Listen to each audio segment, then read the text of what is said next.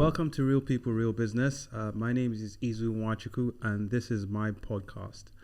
On Real People, Real Business, I like to invite entrepreneurs who are successful in their field to come and tell us the stories of how they become successful. We also want to hear about their challenges. We want to hear about their trials, their failures, and how they were able to overcome these challenges. All so that we can be inspired and probably even learn from them in our own ventures. On today's podcast, on this episode, I have a distinguished gentleman and a friend of mine, a brother from another mother. He's an AI entrepreneur in talent acquisition. He's had over 24 years expertise in hospitality and startups in Europe and in the Middle East. Kyriakos Tzampazidis, welcome to Real People, Real Business. Thank you. It's great to be here with you, and thank you for the invitation.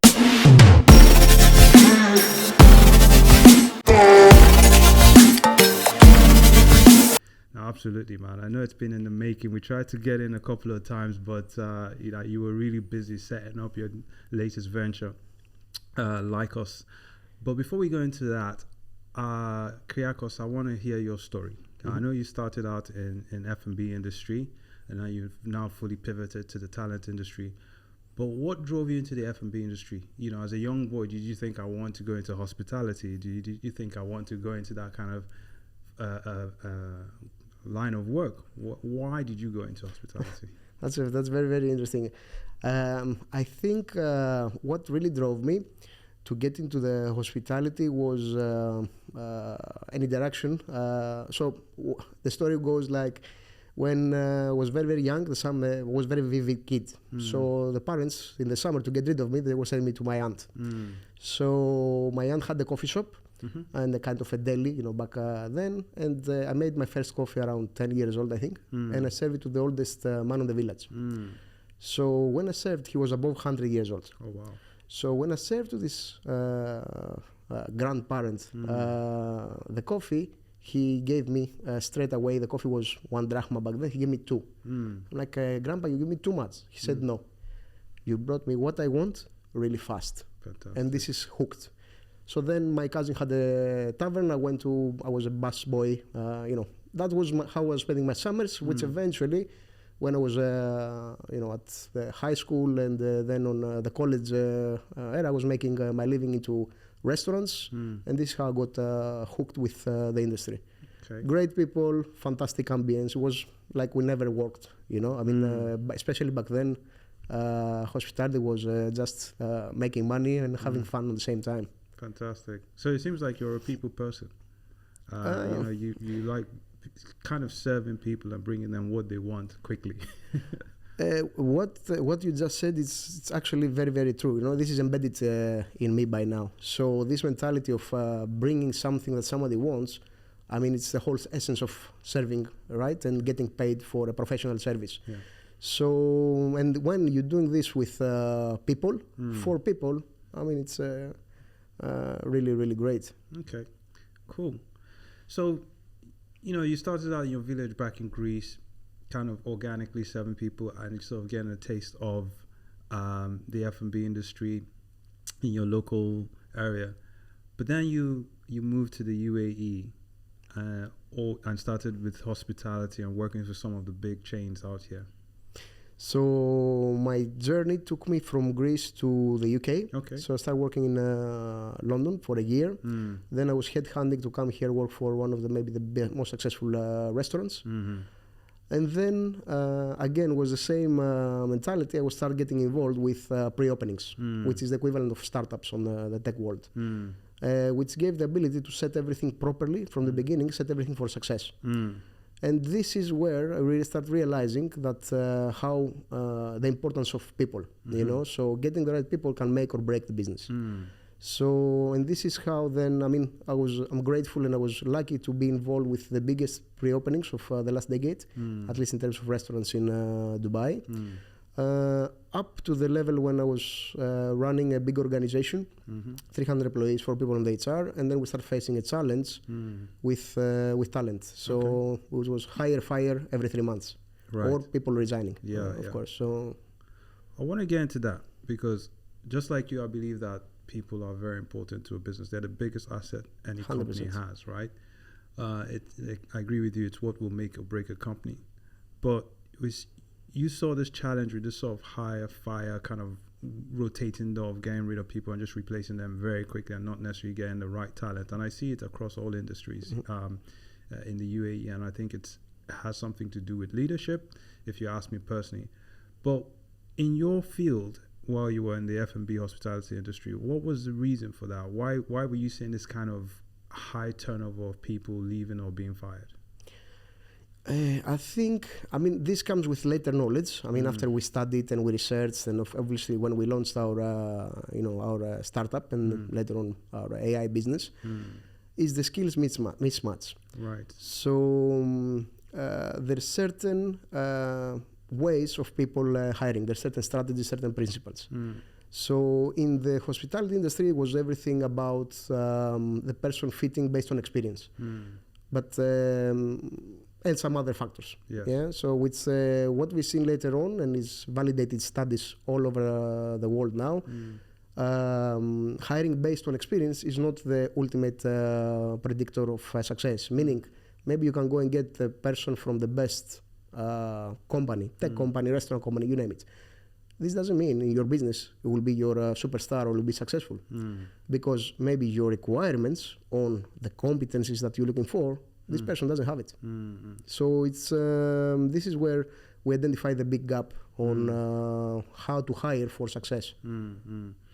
So it sounds like while you were there, you realized that, okay, we're hiring people because of the technical skills that they have on paper, but we're not necessarily looking at their soft skills or their personality and making sure that, there isn't a bias towards just the technical skills. Especially, I find this especially when it comes to hiring leaders, right? We tend to hire people that are proven to be technically great, but have no kind of managerial people management skills. And so once you put them in, they start doing what technically good people are. They do the job and not manage the people in the right way. How did that make you feel, like when you were working there and you saw this gap and you saw that it was a problem? How did that make you feel in terms of addressing it in your role? How it make me feel? That's a very good question. For me, going back to my original, thinking, it was like, how can we solve this problem? Yeah. So I think the feeling was more, how can I solve it fast and accurately? Because it's the same example, right? Yeah. With the grandpa, when we said, I need to bring something to my solution to this problem quickly and accurately.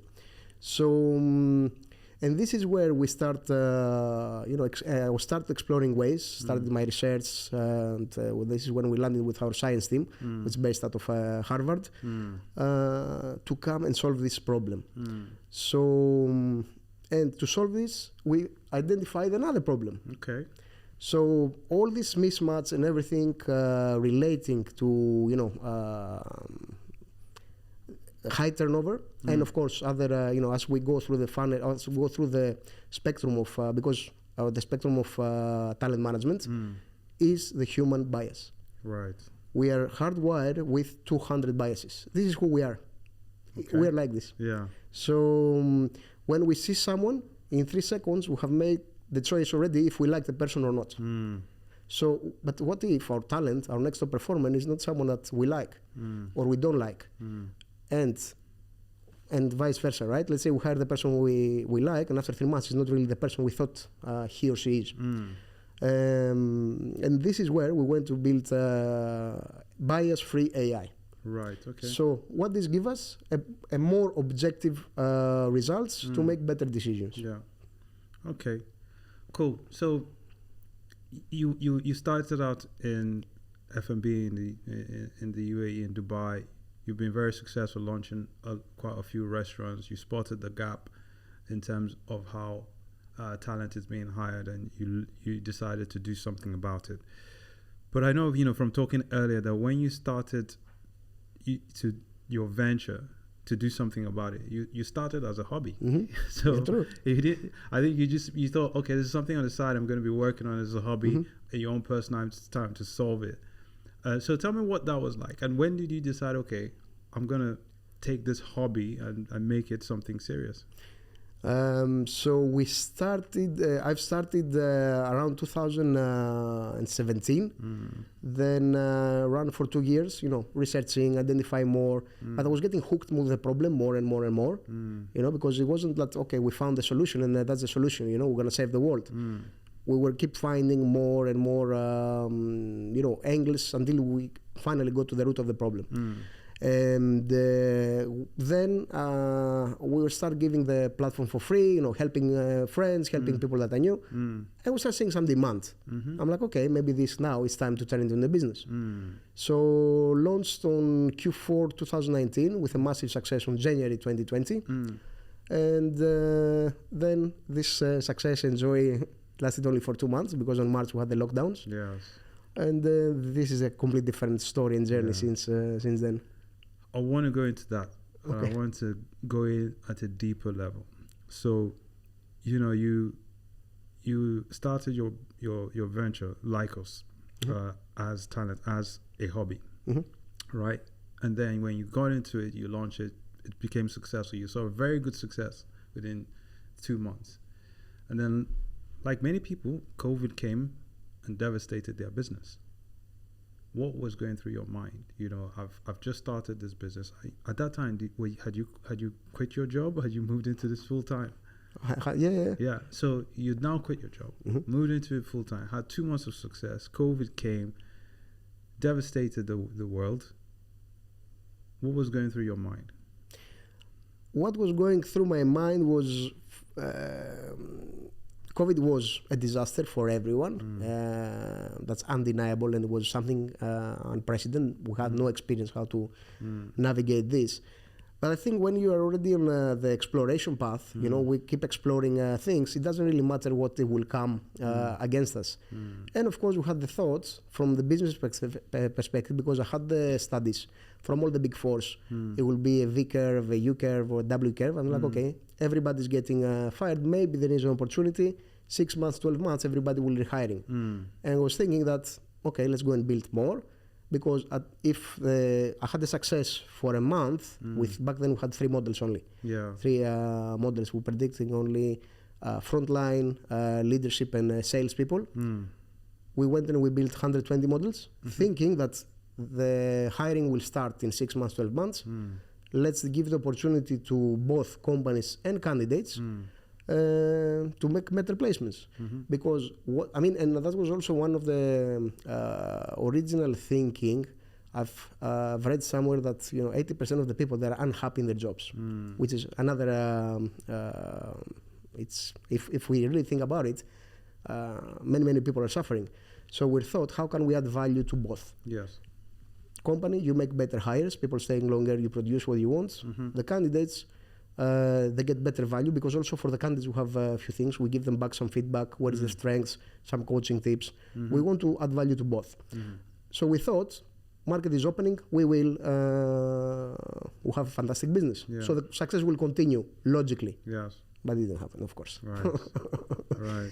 So we went back to the market and the companies, back then we were still in hospital, they were like, guys, amazing, but we're still firing people. Right. How you come to me with a product that to go and hire? You know what? You're absolutely right. But this gave us an opportunity to pivot. So we changed our approach. So we thought, you know what? If you're still firing, at least let us tell you who have the highest potential. So at least you can keep those with high potential. And we went and we built our second module. We went back to the market. We had some very good results for a little bit. When we went more outwards to the market, then we faced a different use case, which was now we're not going to hire or fire, we're going to train the existing ones. So we're like, okay, let's pivot again, let's go and build something for you so you can get the best out of your trainings. Because training has also a cost, and there is studies to back that all training is lost within 80% of the training is lost from 24 to 90 days. So let's build something so you have super targeted trainings, better return on your investment. Then we saw again traction. It went well until it crashed again. So okay, right. So COVID came. You thought, okay, we'll coast it through for 6 months. That didn't happen. But rather than just kind of take the hit. You decided we're going to do something about it. You pivoted. You found another solution, which was, okay, which talent should businesses hire? You built an AI model on that and how to train them. And so that kept you afloat. And then it crashed again. So tell me about that crash. What was the challenge there? And how did you overcome that as well? I think everything is on the mindset, right? So for me, my focus always was I need to solve this problem, and I think I won't stop until I solve it. So then it's kind of the mission that since again we had the false positive on the beginning, right? Great success very early, which is not good. So signs of early success very early in the process. It's a red flag. I mean, even for fellow entrepreneurs thinking to go out and, okay, we made it in 1 month, just be careful. They need to be careful about how they interpret this early success. So we decided, we had a team by then, to completely pivot and change industries. So we saw things with hospitality, because hospitality is very particular. The mindset is entirely into the business, comparing to all other industries that you have a bit more of umbrella people coming to you, because so many tasks are happening inside your venue, inside your hotel, inside your restaurant. Right. So we decided to go to other industries. We start seeing some signs of success there as well. So this kept us going. And then we faced another problem. So we went from hospitality to completely different industries, more mature industries. Then we faced that the companies that were very, very skeptical about it. AI, what is it? And will take over the world. What's going to happen? We had very early, conversations about it. However, we went to to the Draper Aladdin competition. We came 5th out of 100,000 startups. And this gave us a bit more push again, with more validity. We start doing our trials. People will start seeing results. And it kept us going until we realized that going after the B2B and enterprise sales, it's a whole new game. Right. So we're talking for sales cycles, 6 months or 1 year. Yes, yeah. So that was another, learning curve. Yeah. But we kept going. Yeah. Cool. So just resilience. It sounds to me like your journey with the businesses, you come up against one problem, you're like, okay, quickly, how can I solve it? You find a solution, you pivot, it starts to work, another problem rears its head, you pivot again and you pivot again. And so there's this resilience of continuously finding a way to solve the problems, which I think is a lot about what being an entrepreneur is, right? I think sometimes being an entrepreneur, especially being a leader, is all about solving problems. It's mostly that. It's just kind of whatever comes in, the wall that comes in, climb over it, dig under it, go around it, but find a way to keep moving forward. Absolutely.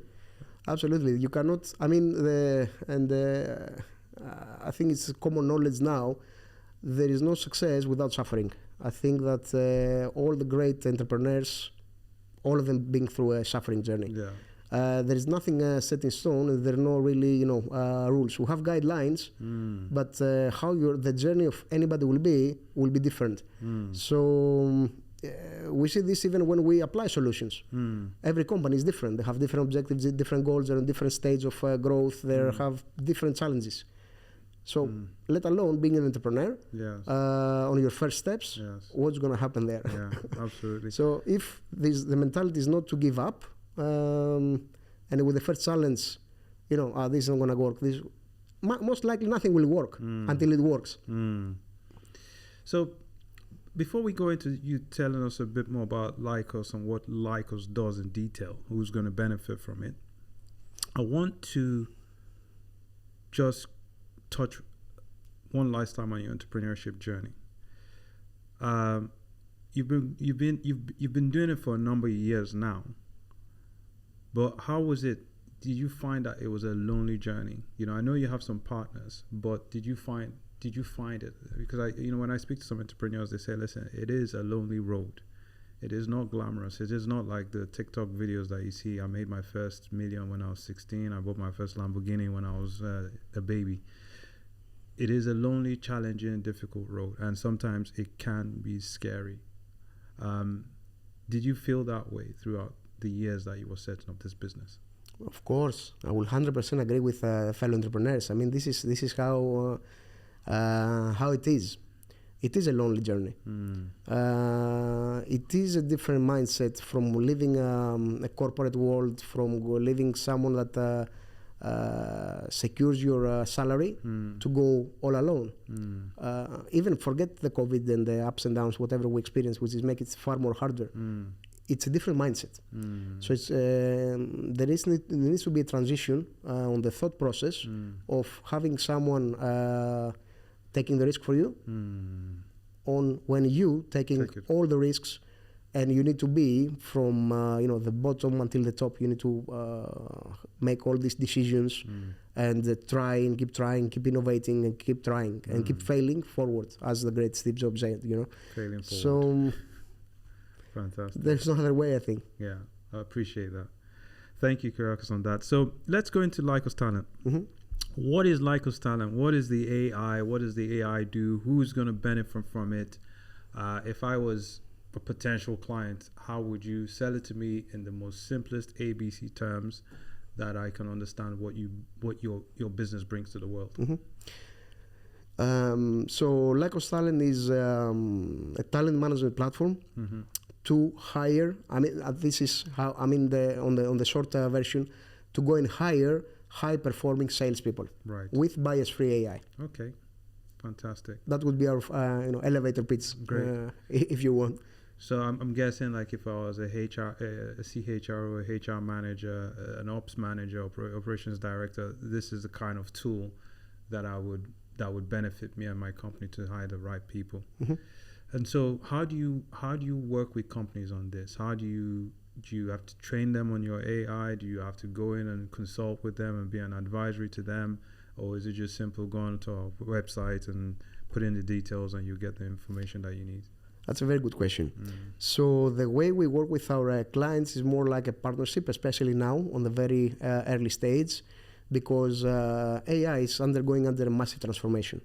So HR, from what used to be perceived a cost center, eventually, and this is what is one of our goals, is to transform HR into a profit center, because it only makes sense.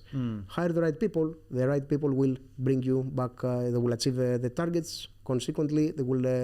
It's a collective growth. Company moves forward. We do support them in two areas. One area is the digital transformation they have to undergo from working with legacy systems, working with advanced systems. Is nothing complicated, because the user experience is very, very well put, so it can help the user when they're in front of the screen to get the information as fast as possible in a very convenient way. But also there is an upskilling or reskilling. So we do help them on this track with our customer success team on how to use, on what is the science behind, why do we propose what we propose, and why we say this methodology that's of Lycos is what really will bring you the results. And then we go on a full educating sessions, which results into upskilling and reskilling for what is soft skills, because there still is confusion about what is hard skills and what is soft skills.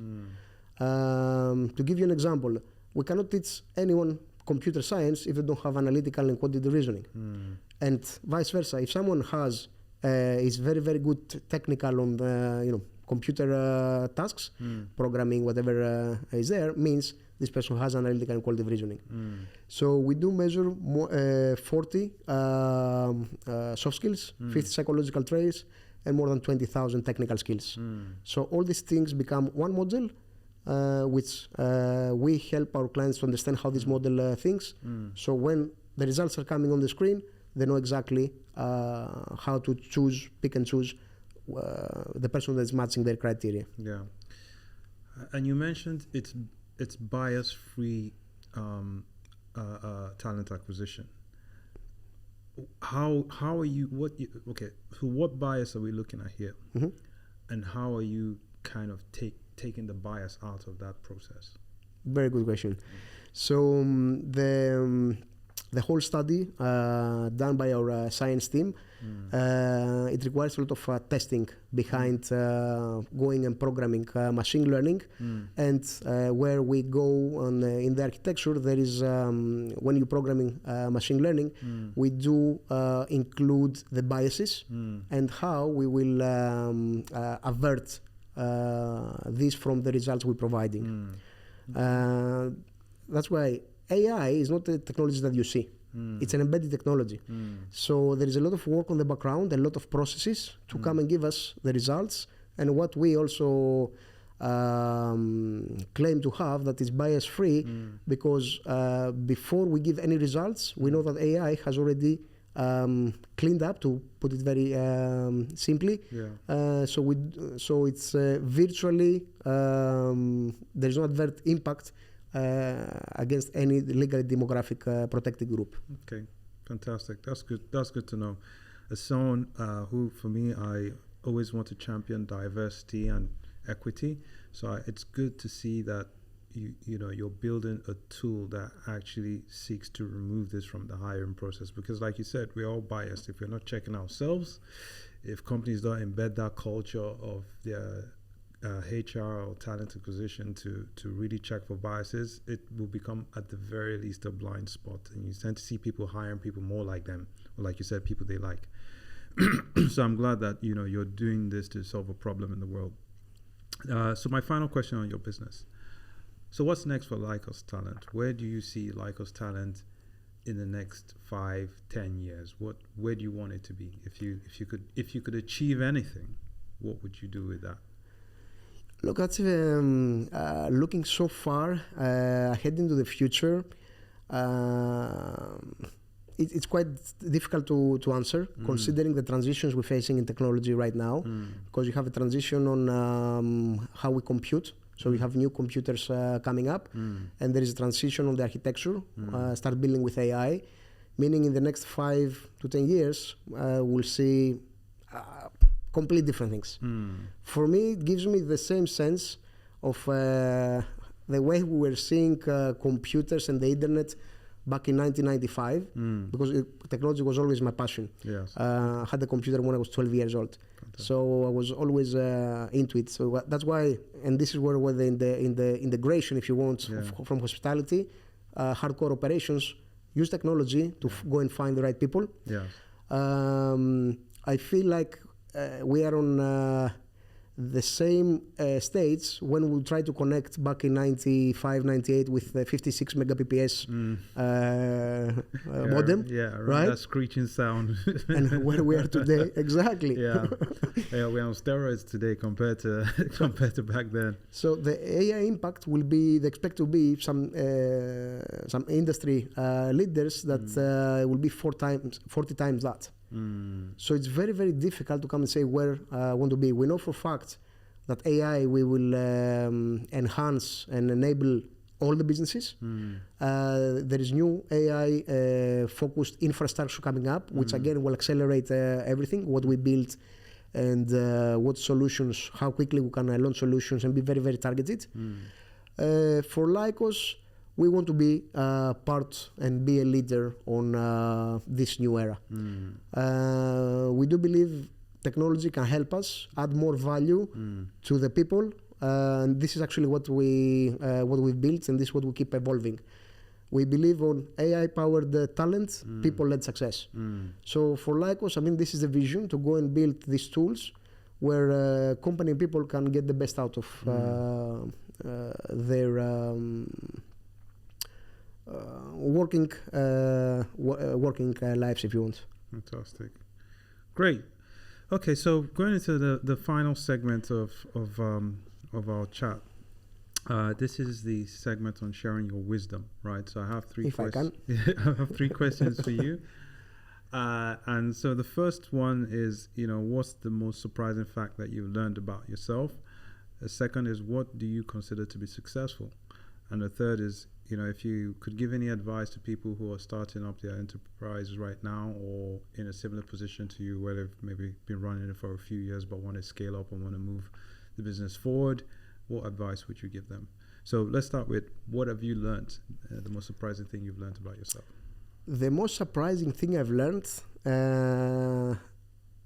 coming from operations, hardcore operations with high attention to detail, very, very fast-paced operations, I knew I was tough. I knew I will, find a solution. I will deliver. But I was never in this kind of experience, taking all the risk, learning how to be, a founder in a technology business with all the ups and downs. I think what I learned was that how resilient I am, and that the attitude of not giving up. I think was one of the most surprising. Which once you grasp it, yes, then there's no way. We never fail if you think about it. Or in other words, we keep failing, until we make it. Make it, yeah. Like someone once told me, failure is a human construct. Yeah. So you're right. We keep failing until we make it. So second question, what is success to you? That's a very good question. What's success? I think success is wake up every morning with the positivity, with whatever it takes to make it, no matter what will come, positive or negative, just to keep going through. The second factor I would say to be successful is to have the time to spend with people that you really want. It's very, very important. We live very busy lives. We need to engage with many, many people.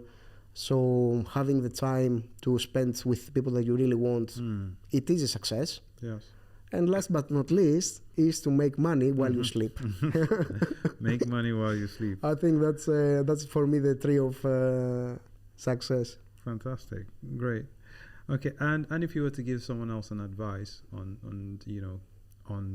getting into being an entrepreneur or scaling their business to the next level, what would you say? Look, I think everything comes with a very good preparation, especially nowadays that the parameters keep changing. There is a quote from Abraham Lincoln saying that if I have to take down a tree, and it will spend 4 hours sharpening the axe, and only 2 hours to go and chop down the tree. The most important is know your client, build things for your clients, and think on how you can serve them better, how you can add the value to them.